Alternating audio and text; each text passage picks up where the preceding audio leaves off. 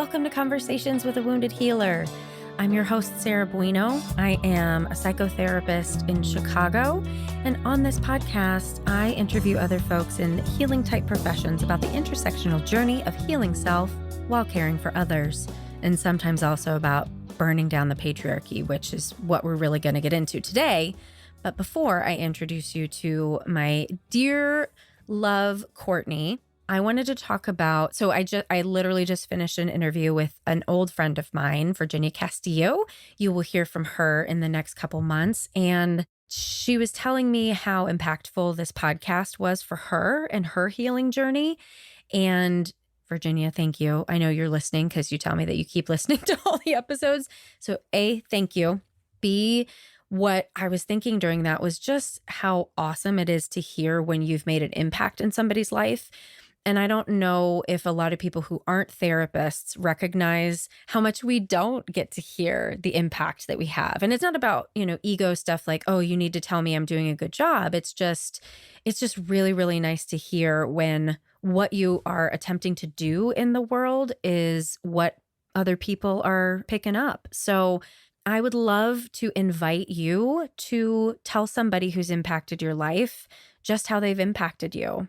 And it might be difficult for them to hear because it's always challenging, not always, but often challenging, I think, to accept compliments, especially when it's like, you have changed my life or you have, helped me facilitate my own healing or whatever it is. But if there's somebody in your life who has touched you, please tell them, spread the love, let them know. Speaking of that, if you're feeling called to let me know how I have impacted you, how this podcast has impacted you, I would be ever so grateful if you'd be willing to rate and review the podcast on Apple Podcast. That would be amazing. Also, if you want to connect on Instagram, that's my favorite place to connect at Head Heart Therapy. And lastly, if you would be interested in sharing some money, because this is not cheap.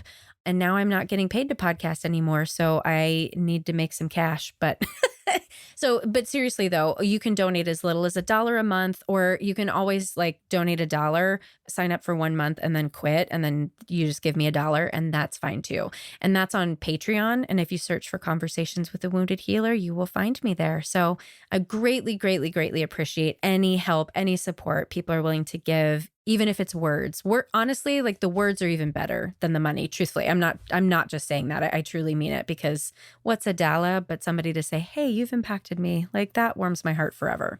So on to Courtney, who I love, and you'll hear how much we love each other, and you'll make fun of us for loving each other so much.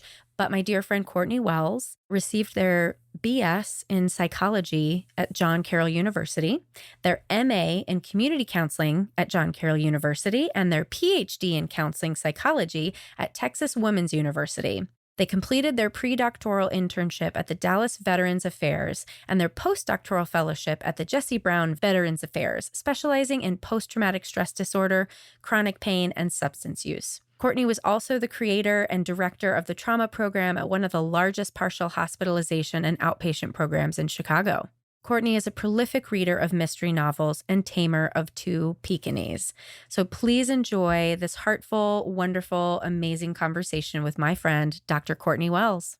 Courtney! Hello. We're gonna sing the whole thing. I forgot to tell you it's a musical. And I'm ready. Well, hello, Courtney Wells. Welcome to Conversations with a Wounded Healer. Off to a great start. It is. I'm very excited. Very excited.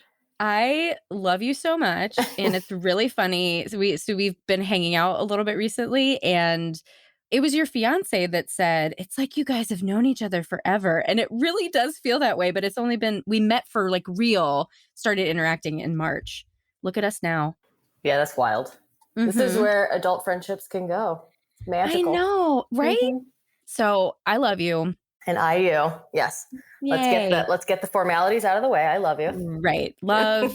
We're in love. It's on. So do you want to tell people about you other than the fact that you love me? Sure. I can tell you a little bit about me. It's where do you begin? Do you begin with the really important stuff of I am the pup parent of 2 Pekingese, which is actually very important. Mm-hmm. my professional journey is one of, it took me too long to get to where I am.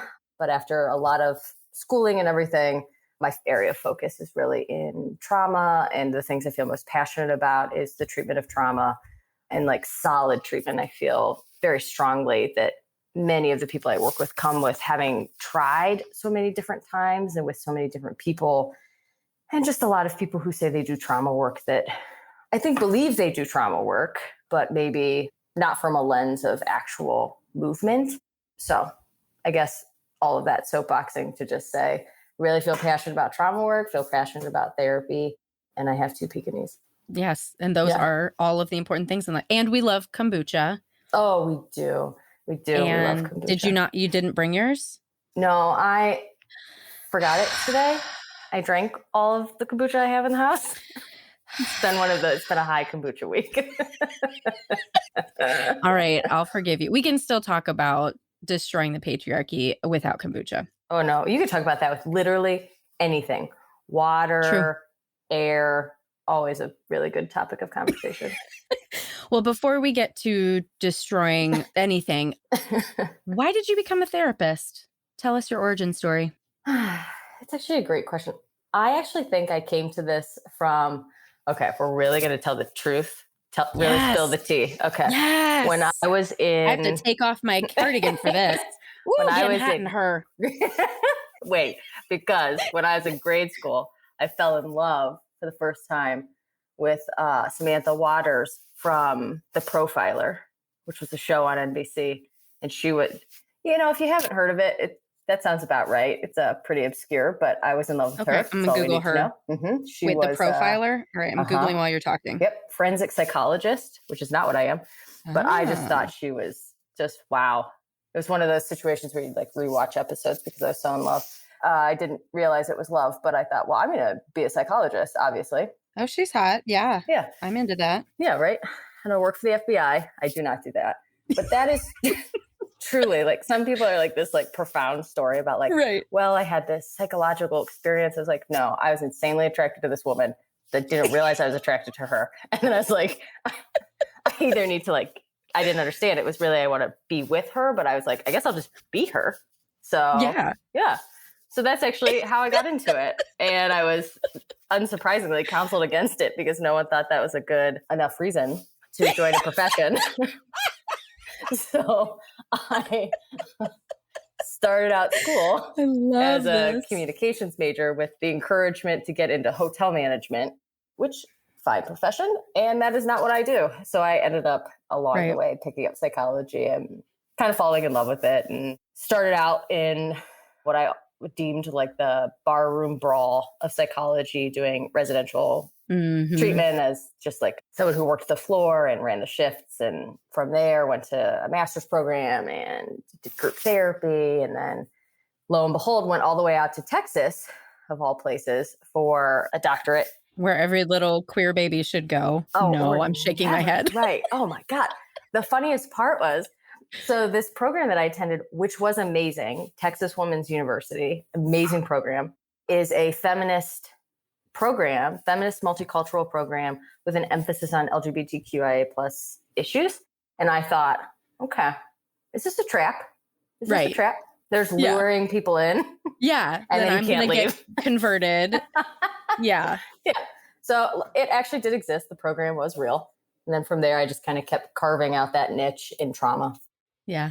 Well, let me know, because we've actually never really talked about like the core of like the modalities we're really into in terms of working with trauma. And I mean, obviously, I know you're into mindfulness, all that jazz, but tell me, what sort of trauma treatment are you into? What does that look like?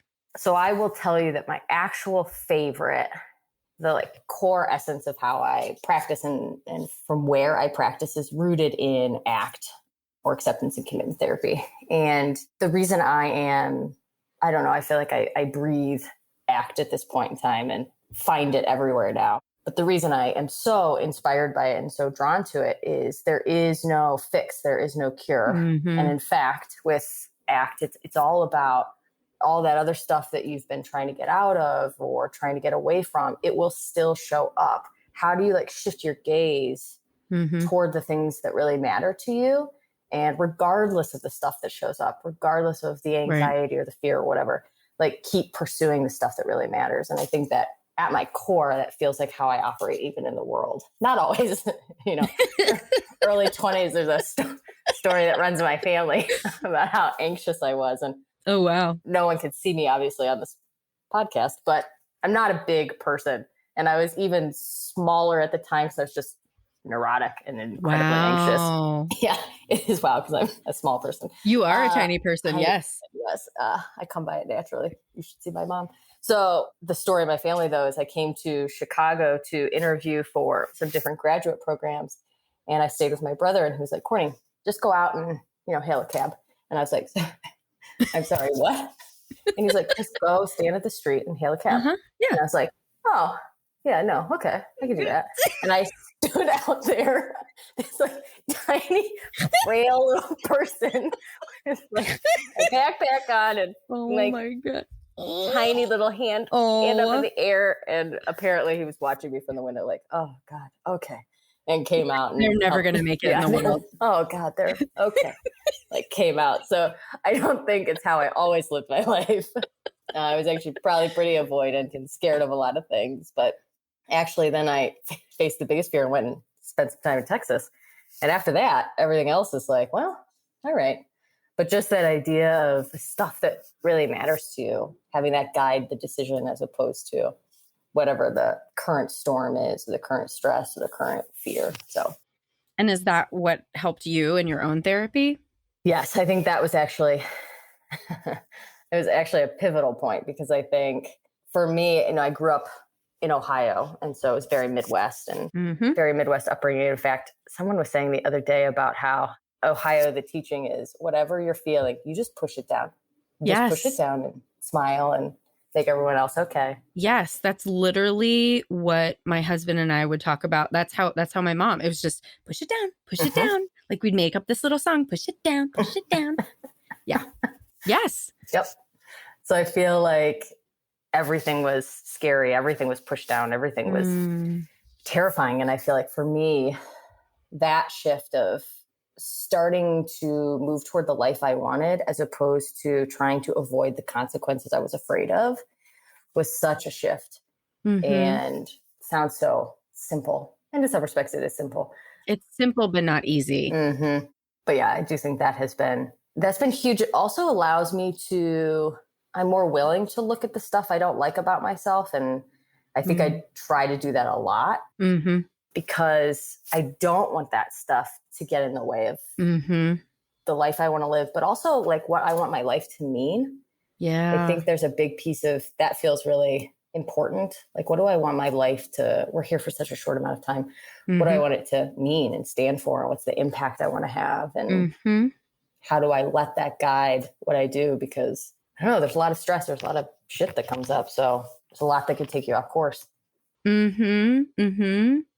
Would you be willing to share in this, solely for my personal interest, plus I think listeners would also find it interesting, your journey with sexuality and gender, what that's looked like? That's been it's been an interesting journey. Well, so I told you already about my 7th grade experience with the profiler. So from there, everything unravels. But then weaves a beautiful tapestry of who Courtney is today. How I arrived. The first string, the profiler. Everything else. Now I'm envisioning the board with like the string going everywhere, right? Which is fitting because I'm pretty sure they did that in the profiler. But anyway. Probably, yes. So I think for me, it's so funny. I remember growing up in Ohio, the vision I had for myself was just be your mom. Like that's go be her.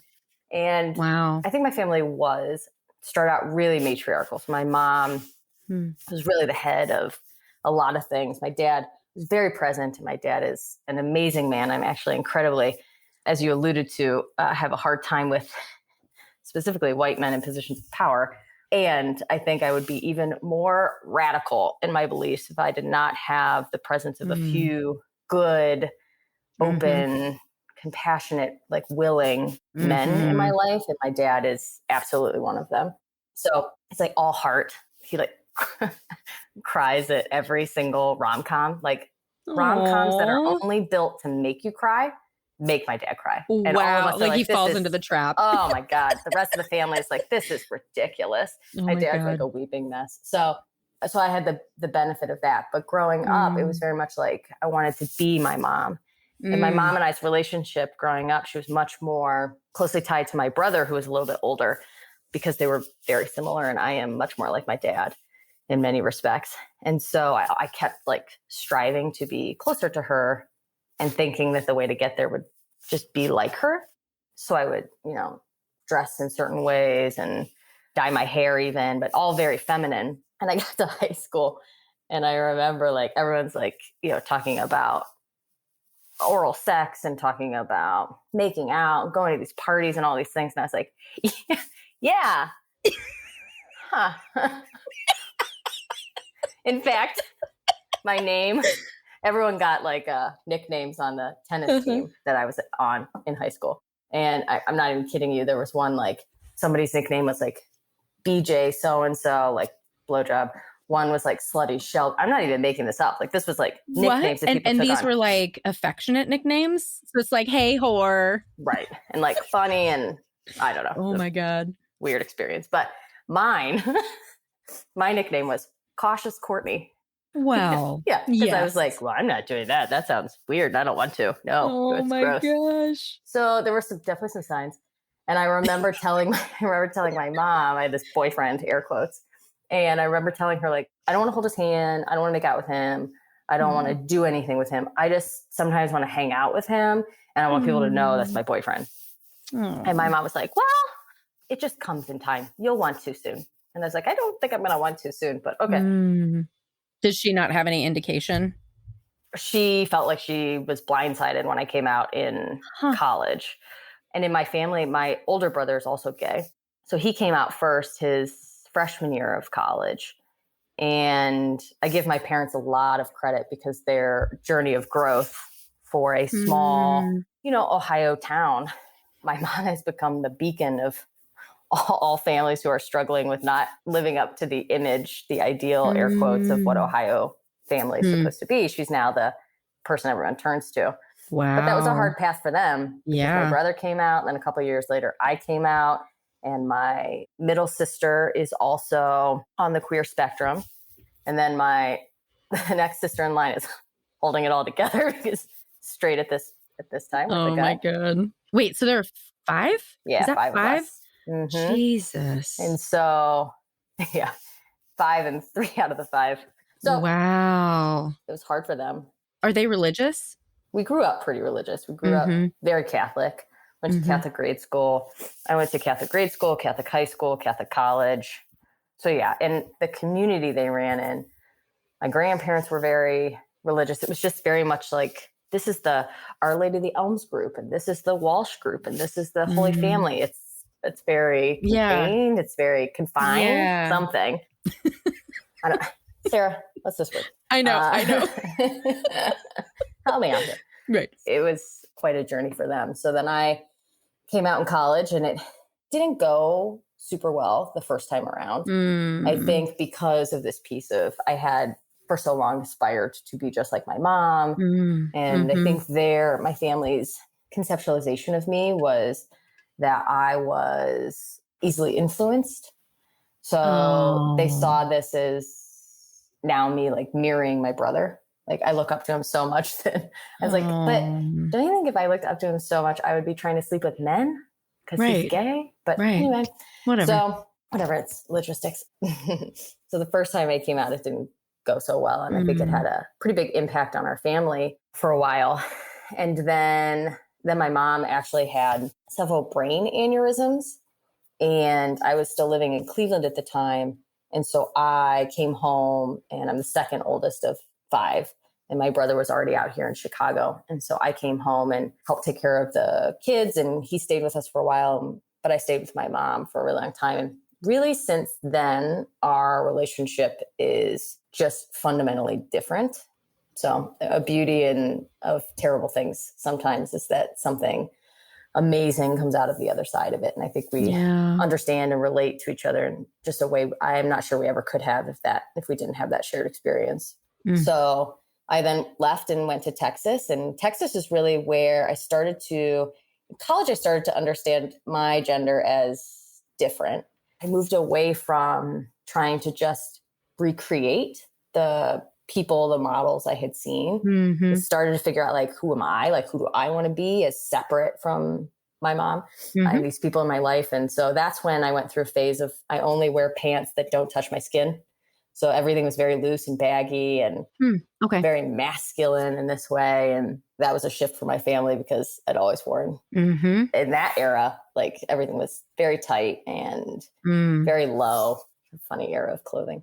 I know, the 90s. Right? Let's take it all back. Yeah, I'm sorry. Sorry about the 90s. There's also like things were like really tight and then flared.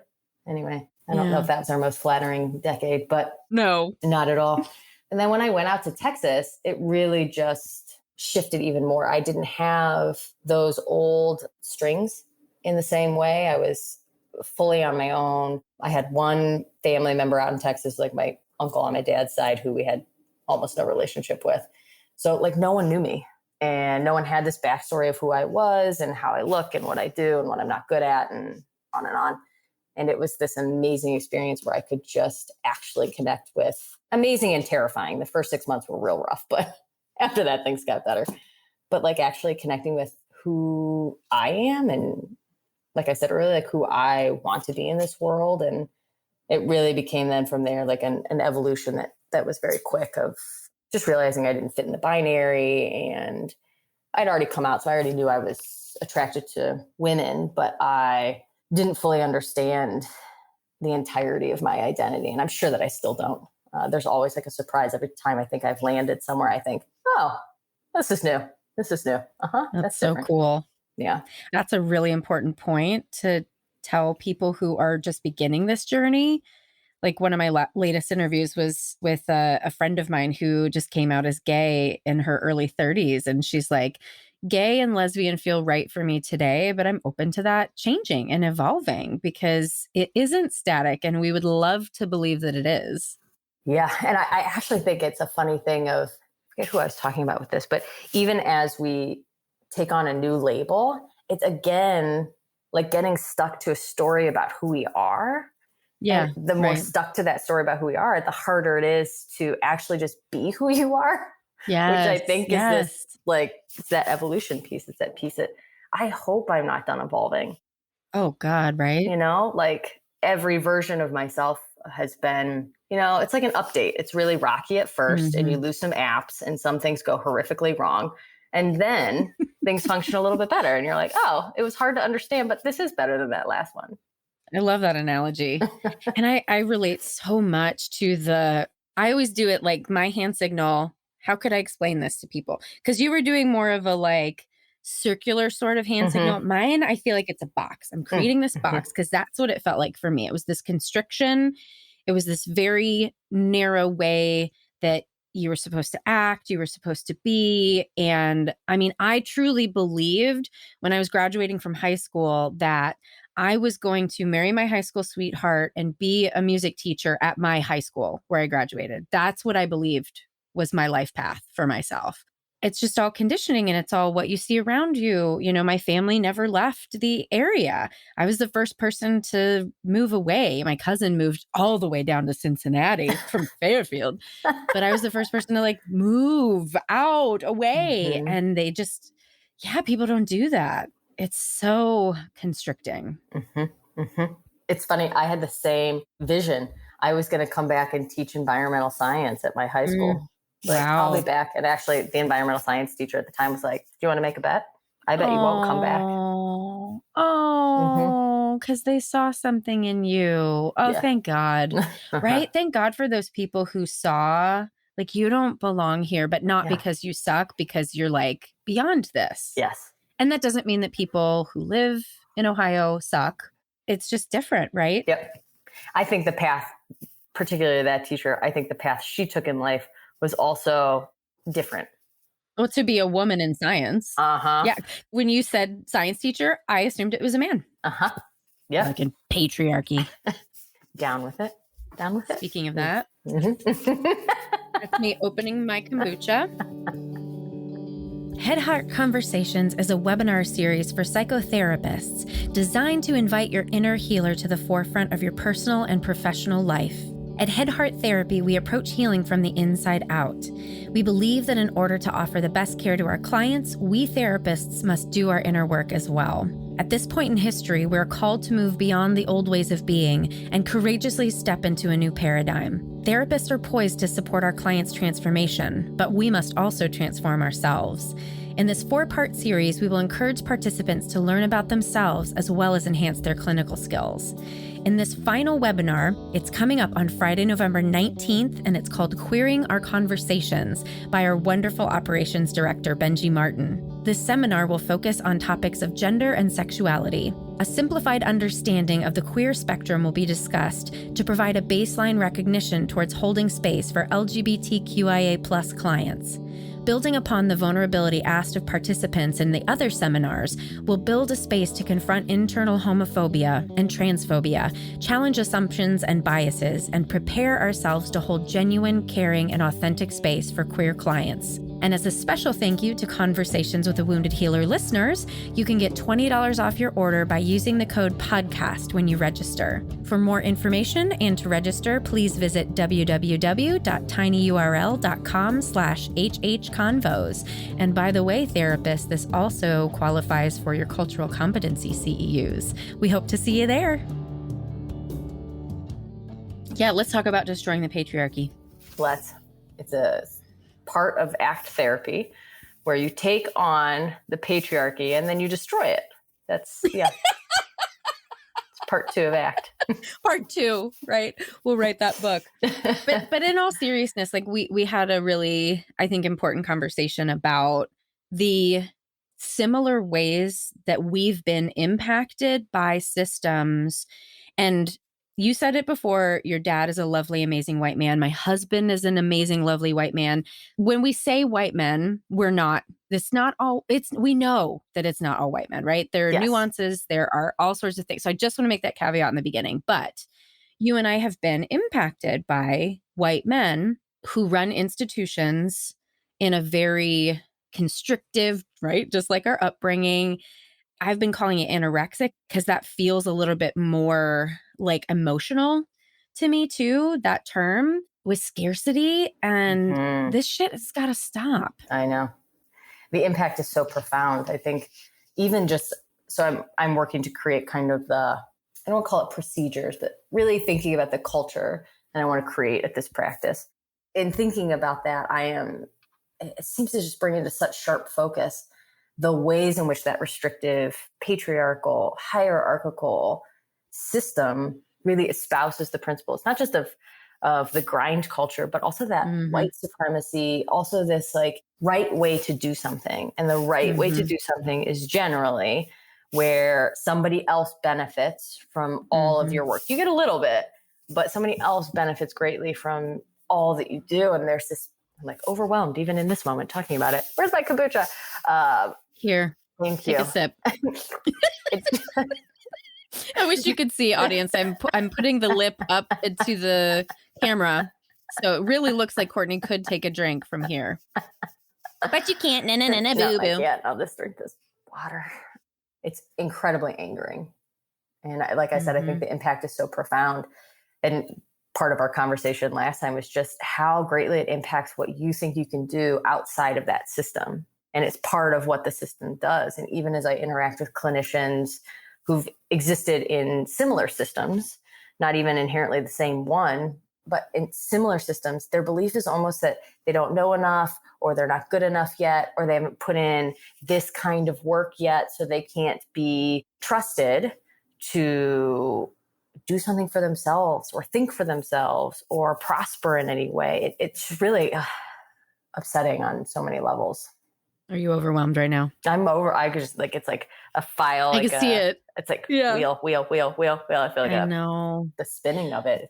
I know. What's making me think too about the academicization, that's not a word, but I just made it one. Go with it. Of therapy, right? Because I mean, I'll be really interested in your thoughts on this because ACT is an evidence-based practice and I appreciate the need for evidence-based practice. And yet at the same time, it can not be healing if a practitioner isn't like really in touch with what healing means, right? Mhm. So I just think about the complex of mental health intersecting with insurance, which then controls what we can and can't do for people, right? We're over here as therapists diagnosing people with adjustment disorders left and right because they just want to be fucking better people, Mhm. right? How dare you come to therapy when there's not an actual problem and you're just trying to like deepen your spiritual self Yeah. or, heal old trauma, like Yeah.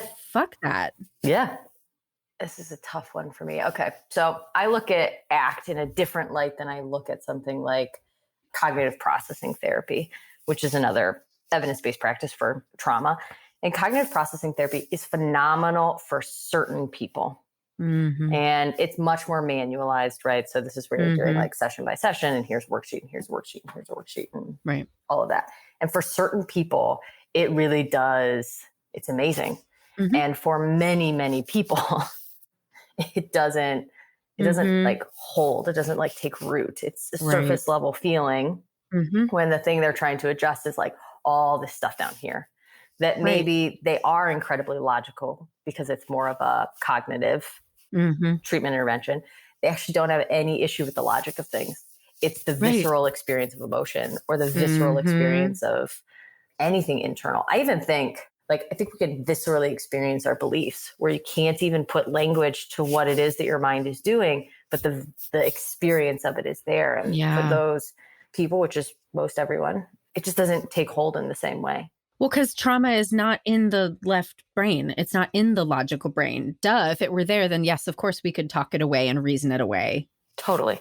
The beauty, I think, of something like ACT, and actually why I think people have a harder time fully doing ACT, is because it's not easy. It's not simple. It's complicated. It's about staying in it with someone long enough to also see what the feeling is that's there or what the internal experience is that's there. It's not always clear. It's really fluid. It's not you do this, then you say that, then you do this. It's, I don't know. If this comes up, maybe you go this way, but maybe they're at this point. So maybe you go this way. And maybe it's like there's no decision tree, which I think sometimes speaks to this challenge with some of the manualized treatments. And again, some of them are phenomenal. Some of the phobia treatments, right? Some of the exposure-based stuff. When you fit in that box, it can be phenomenal. But this is our issue even with research. The challenge with research is we say like, well, you can't be in this and you can't be in this and you can't be in this because you don't fit as nicely into this box. So we're going to make this treatment for this box. And it does. It works so well for that box. But most people who experience that aren't in that box. So I think people take things from ACT. They take like the values work, or they'll take a worksheet or whatever. And that's fine. It's helpful. It's but it isn't the essence of ACT. And it isn't the essence of that piece of, even as the clinician or the provider in that moment, you have to be okay to sit there with the feelings that are overwhelming or uncomfortable, or, you have to be able to sit there also long enough to discern what's yours in the moment versus what's theirs. Right. And that's what we're not necessarily teaching people in school. Like, I don't know about psychology programs, but in social work, I'm teaching a class right now and my students are amazing. If you guys are listening, I love you so much. And I tell them at the end of every class, I'm like, you have no idea how much joy you're bringing me. They just really want to learn. They're so passionate. So I love them. So one of them asked a question like, how would you do this? And so I was like, do you want to do a role play? And we did a role play where I just focused on the therapist experience, right? And that's something I learned from NARM. And it's really just focused on the therapist's internal experience and how that's impacting what they're doing with the client. And they like lost their minds. They were like, oh my God, this is the most effective role play I've ever seen in class. Oh my God, this is so amazing. Can we do it every week? Oh my God. And I was just like, wow, they're starving for really like learning that inside out way that, that's just not how we're teaching. And I don't fucking know why. I do know why, because it's because of the patriarchy. Yeah, right? Right? Because what are we valuing? It's funny. So I read your bio because I'm going to, record your intro. And I was like, when I read your bio, I'm like, that's not Courtney. because you have so much more heart and soul, and your bio was so like, this is where Courtney went to school. I did this, I did that. And I wondered for you how much you feel like you have to play that role, because that is what's often expected of us. That sort of academic way of showing up to prove that we know what we're talking about, right? Oh God, yes. This is the challenge I find. So I identify as queer. I'm in the LGBTQIA plus community, and my area of academic and professional focus has been trauma. I was asked to speak on these two things for an hour to a group of people and nearly had a meltdown because I was like, who am I to speak about these things? And it took my fiance to say to me, what? Like, so I don't even know Are you joking how to right answer now? that question. Like, what do you mean? Right. But I think this is also that piece of existing in those systems or having been trained in certain systems. And this idea that we're told so many times, you don't know enough, you don't know enough, you don't know enough, or be careful about what you say, be able to back up everything you say, which isn't scary at all.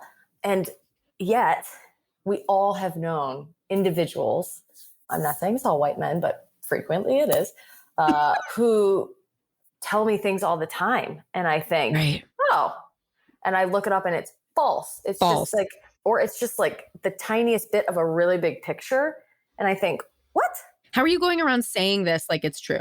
Yes. And how do you get to move about so freely and speak so freely without like, sometimes that's infuriating for me. So even this piece of how when you step out on your own, losing that, I'm glad I've lost it now, but losing that connection to someone who validates who you are, what you say, or if you're connected to this company, then clearly you're an expert. But if you stand out on your own, are you? And just that, I think there's a lot of fear in that. And clearly I had my mini meltdown, but it's stepping into the light, like your own light, and really owning that and being okay with saying something, and also being okay with saying like, oh, yeah, I hadn't thought about that. That's a great point. Why am I expected to always be air quotes right and have thought of everything? Why is that my responsibility? It's about certainty, right? Because I've been listening to so many podcasts about like different systems that have power and that are really abusing people. And our culture wants an answer. We want certainty. But the fact is, even though you're an expert in trauma and LGBTQ experiences, you don't know everything, right? So expert, we have to know what that word means. It means that you have a shitload of really great information and lived experience that informs what you're talking about. It doesn't have to mean you have a specified degree in this, but as long as the people who are going around saying that we're experts in certain things have the humility with it too, and can be in integrity and say, I'm not certain, I don't have all the answers, but I will give you the expertise that I have, and you take that and do what you want with it. Yep. And I even struggle. It's funny that we say the word expert. Like again, coming back to creating this culture, initially I was like, we're all experts in our own right. And then we come to the table and we share these. And I think, I don't know if I want to even be an expert. Like I want to be highly informed, or I want to have done a lot of work in this area, whatever we want to say. That's not eloquent, but I don't want to be an expert, because there's this part of me that feels like once you become an expert, that's a place that you've arrived at. And therefore there's no longer the evolution. There's no longer the development. Like, now you're an expert. Versus I hope to always have the humility, as you said, to sit in the seat of not knowing, and to sit in the seat of being a learner and the person that is taking in information. Because I think this is even when I think about the evidence-based, not evidence-based argument, maybe it's not even an argument, but conflict in our field right now, I think some of it is because one is deemed the expert, then the other things are less legitimate. They're less good. They're less important or valued. I just think that it's like, I hate how we do this in our culture all the time. Right. It's either or instead of yes and, because it is both. We need evidence and we need things that cannot be quantified. That's why we have qualitative research and not just quantitative research. Yeah. And it's funny because I love the both and. And in fact, my dissertation was both. My dissertation was both the qualitative Oh. and the quantitative, because I also really struggle with it. I know I already said this, but the narrowness that research Yeah. can be, and value the expansiveness of what it can also be. Even in the field of research, the quantitative is valued differently than the qualitative. Like this is it's everywhere. The medical science is valued more than the psychological science. Like, right. But when medical doctors don't know what to do, where do they send people? To us, because they know that it's a fucking emotional thing. What if we just fucking started there and everybody had to get some sort of like psychological checkup? Like we all have to, I mean, we don't have to, right? No one's forcing you, but wouldn't that be amazing if every person every year, along with their physical, got like some little emotional check-in? And then somebody could be like, oh, have you thought about, working with this anxiety? Or have you thought about looking at your trauma? Like, let's do that. Let's make that. yeah, let's do that. I'm on board. We'll take that on too. Yes. Destroying the patriarchy and that. Yeah. You and I aren't busy at all. We're fine. Like we're very boring people. I just nap all day. Totally fine. That's it. Oh my, I can't nap. Like I literally can't. Either. That doesn't surprise me. Jealous of people that can nap. I'm so jealous. Know. I lay down, I close my eyes, and then they start like that fluttering response where they're like, nope. Oh, must be open. Yeah. What are you doing? It is not nighttime. So do you consider yourself a healer? It's funny. Coming on this podcast, I knew you were going to ask me that. And it's a difficult one for me. And I don't know if this is where I'm at right now. If you asked me however many months ago or however many months from now, I don't love that word for me. But I think for me, it stirs up this thing that I'm doing for other people or to other people. And it's a very Western experience of that word because there are so many other like semantic and cultural interpretations, uses. There's an expansive quality to that word, and that I do like. Yeah. But I don't see myself as that. And I was thinking about this last night. I was like, can you be a co-healer? Can you? Yeah. Is that like a thing? Co-healation? Yeah. I don't know. I love that. Yeah, this idea that I don't feel like I sit in that seat. I feel like my hope is more so to sit in the seat of like two things. Someone that's going to sit with you as the fog clears and you can better identify the stuff in your life that maybe you've moved away from or that you didn't know about that really matters to you. And then just operate as a very soft, like maybe water, not a mirror, but like reflective water that shows you. Wait, you are a Cancer, aren't you? Yeah. I'm starting to get astrology more and get how it shows up. Go on. Yeah, like I'm a soft, gentle water that just highlights and like reflects back what you're doing and then asks like, is what you're doing working? Like, is it moving you towards the stuff that really matters to you? And if not, how can we? But I think I'm so attuned right now to anything that puts me in this position of separate or different or higher in some way because I am so anti-hierarchical right now. Right. And like, this is the thing that I struggle with too, because I have ascribed to, we're all healers. And so when I say I'm a healer, it's not like I'm better than anyone else. It's just that I have tapped into these gifts in this lifetime. Good job, me, whatever. But I struggle with, because in what you just said, I heard you, and tell me if I'm wrong, such a therapist thing to say, like pushing away the power that you do have. Because you and I have also joked about the fact that we could easily become cult leaders because we're so charismatic and people love us, right? So we have power, right? And we can't pretend that we don't because that's dangerous. That is very true. So then we would be cult leaders. Then we would. Exactly, right? So how do we hold in both hands this like desire for co-healing, this desire for non-hierarchical, really inclusive, inviting systems, and hold that we are powerful people in this lifetime? You are not wrong. I do find it uncomfortable to stand in the light of owning what I am good at, owning what, once again, like, thanks system of oppression, but like to actually acknowledge like this is something, to not give it away to someone else, to not be quick to say like, well, only because I have all of these other things, or That's a very uncomfortable thing for me. Mm-hmm. In fact, Mm-hmm. it's an annoying thing to other people sometimes when they give like loved ones and close ones, when they comment on something, and that my knee-jerk reaction is to just give that away. That even if I do something, accomplish something, reach a goal, I'm so quick to say like, yeah, but I had so much help. I had so many people that paved the way. I had so much support, as opposed to, yeah, I was up late nights doing these things to get to this moment. Mm-hmm.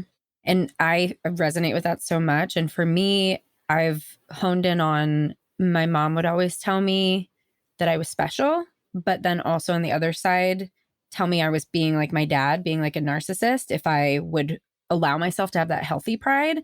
So for me, it's that very thin, fine line of how can I let myself shine without hurting other people? And I've done a lot of work on that in the past couple of years and feel more empowered to be like, I fucking rock. I do some things really fucking well, you know? Mm-hmm. So I'm gonna hope that for you too. Thanks. Because that's what I see. I mean, when I look at you, I'm like, you're so powerful, you're so smart, you're so just great. Like you bring great things to the world. And I'm watching the discomfort on your face right now. And I want you to feel that for yourself, which obviously I can't do it, but no, I understand that. I do. Yeah.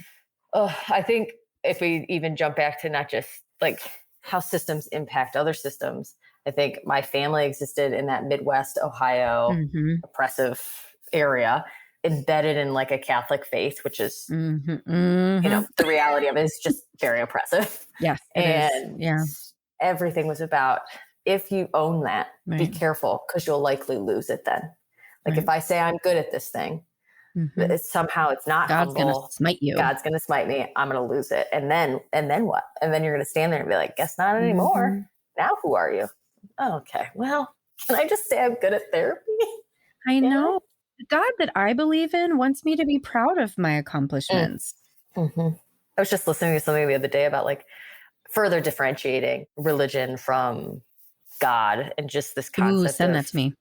God being within us and not having to look outside. And so honoring all of it is really honoring, air quotes, honoring God. Like it's really just like doing your life and showing up. And we know that the origins of the church really was about controlling people's relationship with God, which is okay. We don't have time, but this is all true.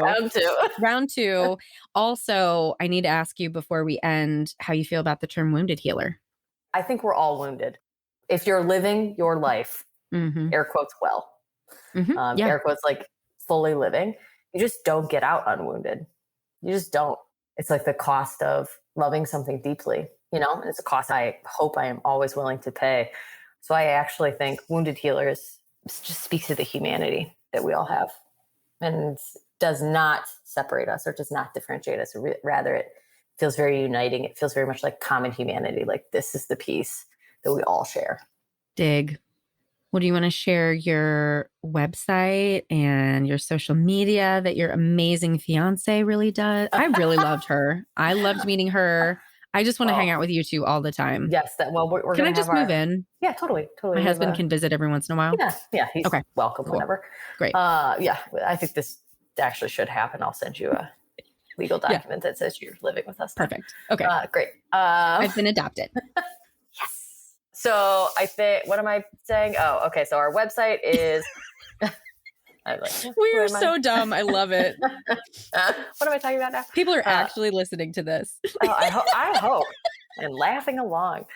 Me too. They will. Yes. So absolutely come visit us at the website, www.pivotpsychchicago.org. And this is a very true statement. My fiance pretty much has been running my social media, and she's amazing at it. So thank you, Lee. Thank you. Shout out. We love you, Lee. Just nailing it. And so that's just Pivot Psych Chicago on Instagram and Facebook. Wonderful. Well, again, I love you. And I love you. And now you're moving in, and this has been a delightful hour. I know. We could just talk forever. Yeah. Forever and ever. And then we'll write a musical. We have so much work to do together. Oh my God. We have to change the culture of everyone has to get an annual psychological checkup. Yep. Write a musical. Yep. Move you in. Yep. Yeah, busy. Okay. Well, we'll work on that tomorrow. But thanks for being here. Oh my gosh, thanks for having me. Thanks so much to Courtney for being an amazing guest today. If you would love to hear more about Courtney, you can visit our website at www.headhearttherapy.com/podcast. And as always, thanks to Andrea Klunder and the Creative Imposter Studios for editing, to Liam O'Donnell for our album art, and to Ben Mueller for our theme music. Until next time, bye-bye.